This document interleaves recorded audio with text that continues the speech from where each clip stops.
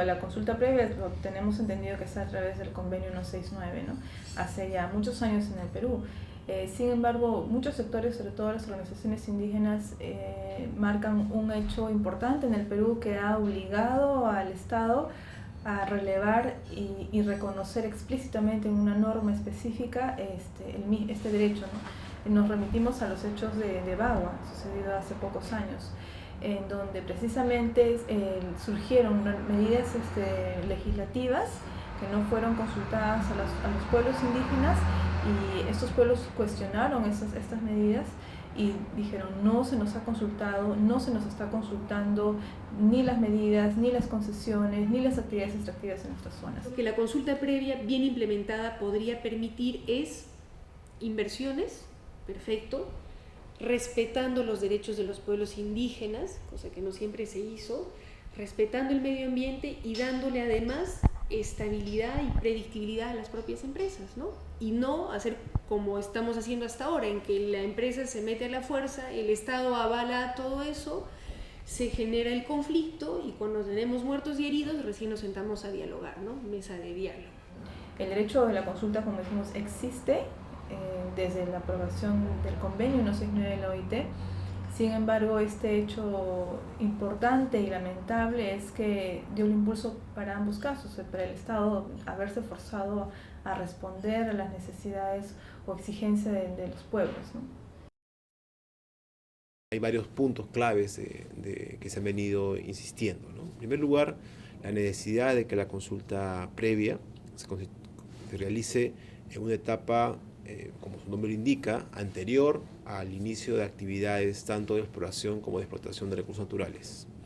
En segundo lugar, que incorpore como derecho la atención de los derechos colectivos de los pueblos indígenas ubicados tanto en la zona amazónica como en otras partes del país. Eso incluye además el reconocimiento expreso de los pueblos quechua, aymara, jacaro y uro, que son pueblos que sin duda son muy importantes para la diversidad del país.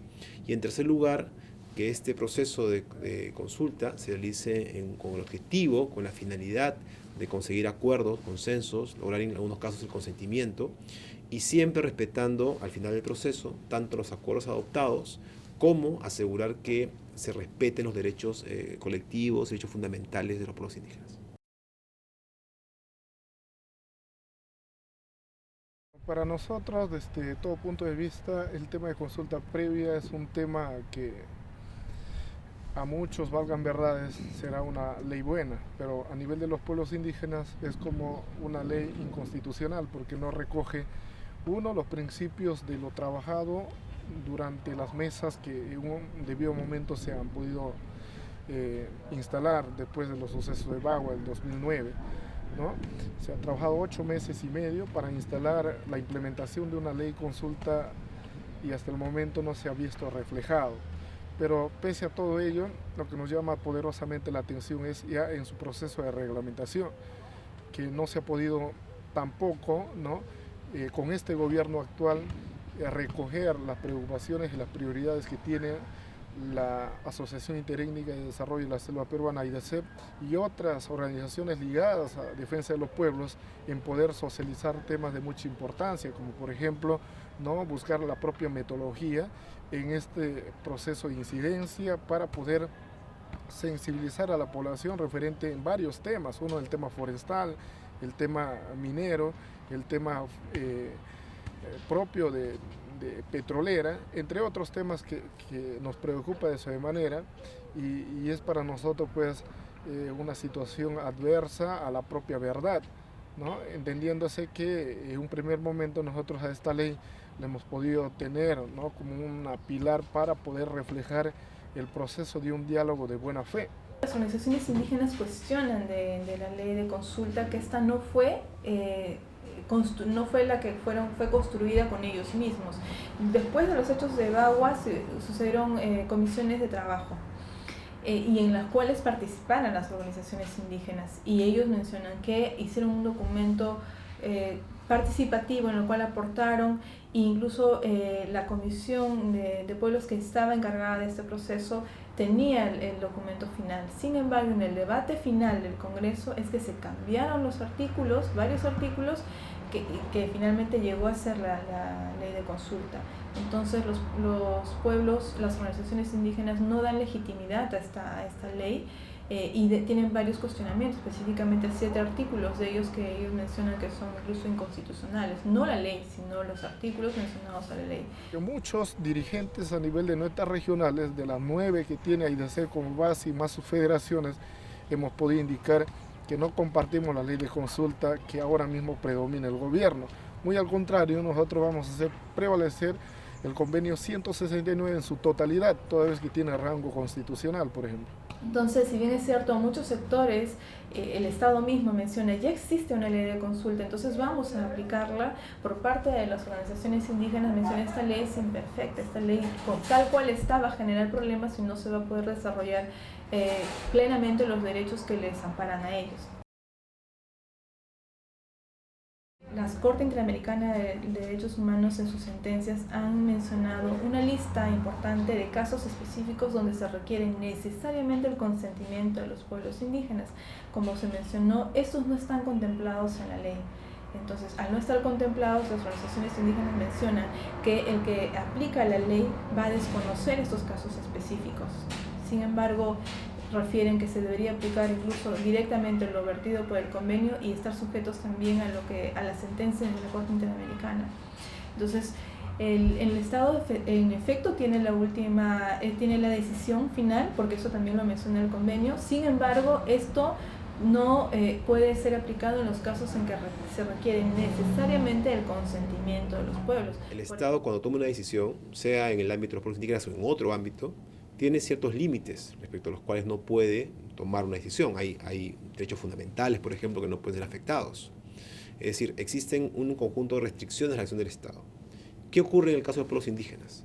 Que existen ciertos elementos claves de la vida de los pueblos indígenas que, si se vieran afectados, pondrían en riesgo por la supervivencia del pueblo indígena. Entonces, lo que ha hecho la Corte en esos casos, el Estado no puede actuar de una manera que ponga en riesgo esos derechos. Si uno revisa el reglamento de la ley de consulta previa, el reglamento de la ley, se hace referencia a esos casos. Por ejemplo, se dice que ninguna medida puede poner en riesgo la supervivencia del pueblo indígena. O sea, eso no puede el Estado. En los casos tanto que tenga un acuerdo como aquellos que no lo tenga, ¿no? En ningún caso la decisión del Estado puede afectar la supervivencia de los pueblos indígenas. También se establece que en el caso de que, por ejemplo, se quiera hacer un desplazamiento de los pueblos indígenas de sus tierras, o en los casos que se quiera disponer material peligroso en las tierras de los pueblos indígenas, tiene que haber consentimiento, como un requisito que asegure que efectivamente no va a haber una afectación de los derechos de los pueblos indígenas. En realidad, si operáramos todos con buena fe, no tendría por qué ser un problema, porque el convenio y la ley de consulta lo que dicen es que el Estado en cualquier circunstancia velará y garantizará los derechos de los pueblos indígenas, en cualquier circunstancia. Entonces, esto de alguna manera debiera bastarnos a todos para estar tranquilos, ¿no? Y más allá de que si es vinculante o no la opinión del pueblo indígena, ¿no? Pero, nuevamente, tenemos una historia de vulneración de derechos de pueblos indígenas perpetrados incluso por el propio Estado, que no permite que esta confianza se dé pues con naturalidad, ¿no? Contradicción entre diversos sectores del Estado sobre la pertinencia de una consulta previa para determinados proyectos. Hay contradicción sobre el momento en que debiera hacerse esa consulta, hay contradicción sobre los pueblos a los que se debiera aplicar, y no hay decisión ni voluntad política para implementarla ya, porque pongamos el ejemplo de Cañaris, ¿no? Sobre el caso de Cañaris y el proyecto minero que se pretende desarrollar en este territorio, la Defensoría del Pueblo ha dicho una cosa, que se tiene que consultar porque hay un pueblo indígena, quechua-hablante. El Viceministerio de Interculturalidad, que es el ente rector en materia de consulta, que debiera tener la voz cantante, no ha dicho nada. Y el Ministerio de Energía y Minas dice, no hay consulta porque en el proceso de exploración no hay afectación de derechos, entonces por el momento no consultamos. En el caso de los hidrocarburos es así. De hecho, en la consulta del 192 se va a hacer antes inclusive de la licitación del contrato que lleva, o sea, antes inclusive que si hubiera algún postor, o sea, está haciéndose previa al inicio del proceso de licitación que llevará eventualmente a un contrato. Entonces, claramente, más previo que eso ya no hay, porque ya no hay nada más atrás de eso, ¿no? En el caso minero es distinto. Lo que pasa es que es un problema más que nada con nuestro sistema legal. Las concesiones mineras no otorgan ningún tipo de derecho al que tiene la concesión a hacer ninguna actividad, nada en el área, salvo, digamos, reservar esa área frente a otros posibles actores que quisieran también, o eventualmente en el futuro, hacer alguna exploración y explotación. Entonces, lo que dice el Convenio 169 y lo que está rectificado en el reglamento de la ley es que hay que hacer consulta antes de explorar y antes de explotar. Ahora, antes de explorar, antes del momento de explorar, previo pueden haber muchas etapas. La posición del viceministerio es que sea lo más antes posible, de tal manera que exista un elemento de confianza que se genere con las comunidades en el caso que esto ocurra, siempre y cuando evidentemente la exploración genere una afectación a los derechos de los pueblos indígenas, porque también pueden haber exploraciones que no tengan ese tipo de impacto. Pero aquellos que sí tengan un tipo de afectación, sea positiva o negativa, sí tendría que tener esta condición. El lote 192, que es el caso que ya está en marcha. Se anunció empezar la consulta en septiembre. Hubieron coordinaciones iniciales entre el mes de octubre y noviembre. Han tenido una reunión de trabajo en el mes de febrero. Están ahora coordinando una nueva reunión de trabajo posiblemente en el mes de mayo. Y si tuve los tiempos, ya se pasaron varios meses y solamente estamos en la etapa preparatoria. Entonces, esa etapa preparatoria que no tiene un plazo, a diferencia de las últimas etapas que sí tienen ya plazos establecidos, precisamente busca generar todas las condiciones para que cuando se empiece el proceso, es en la etapa ya de los 120 días, esté todo mucho más claro y ordenado.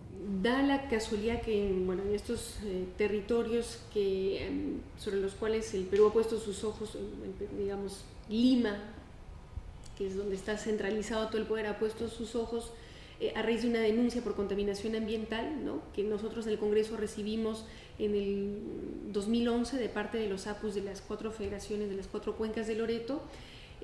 Casualmente también van a ser los territorios en los cuales se va a desarrollar la primera consulta previa, ¿no? Entonces nos permite ver toda la complejidad de la relación entre Estado, pueblos indígenas y extractivas en este caso, ¿no?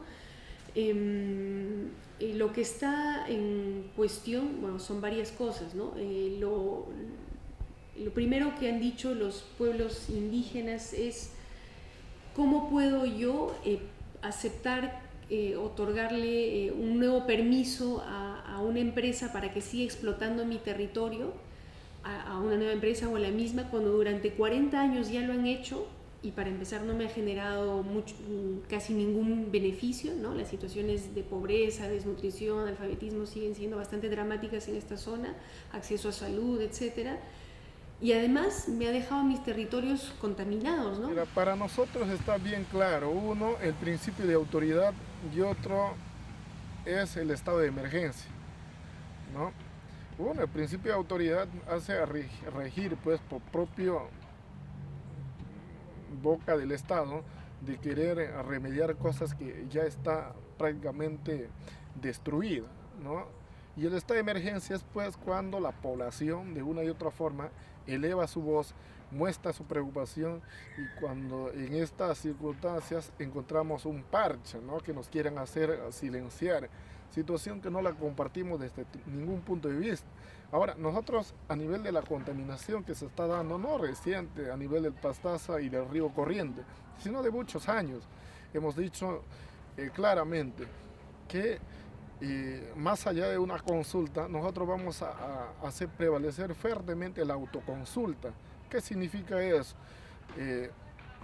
Coger de lleno la Declaración de Naciones Unidas, que nos da la autodeterminación, poder definir nuestras propias reglas en base a qué actuar, en base a qué entrar a un proceso de negociación, ¿no? Porque si nosotros miramos claramente a nivel de estas dos cuencas, el Pastaza y el río Corriente, prácticamente ahí están destruidos. Como mencionamos, la consulta en sí misma no va a poder atender toda la problemática existente aún en la zona. Entonces, el Estado ha querido mencionar que con la aprobación de la ley de consulta se le va a dar la voz a los pueblos, se van a resolver los conflictos sociales. Y esto es un mensaje equivocado, porque faltan condiciones para establecer este derecho a la consulta. ¿Y cuáles son estas condiciones? Precisamente atender lo que no fue la consulta antes de la ley, con las concesiones otorgadas antes, con todos estos pasivos que están afectando, como tú mencionas, al derecho a la vida en sí misma de los pueblos, ni siquiera por ser pueblos indígenas, sino por ser personas en todo ese sector. Entonces, estas condiciones se deben dar conjuntamente con la consulta. Septiembre se anunció y ya estamos mayo, y posiblemente el proceso todavía falte algún tiempo más para empezar. Ahora, eso también genera, por otro lado, desde luego, una preocupación de los otros actores que más bien quisieran que el proceso fuera lo más rápido posible.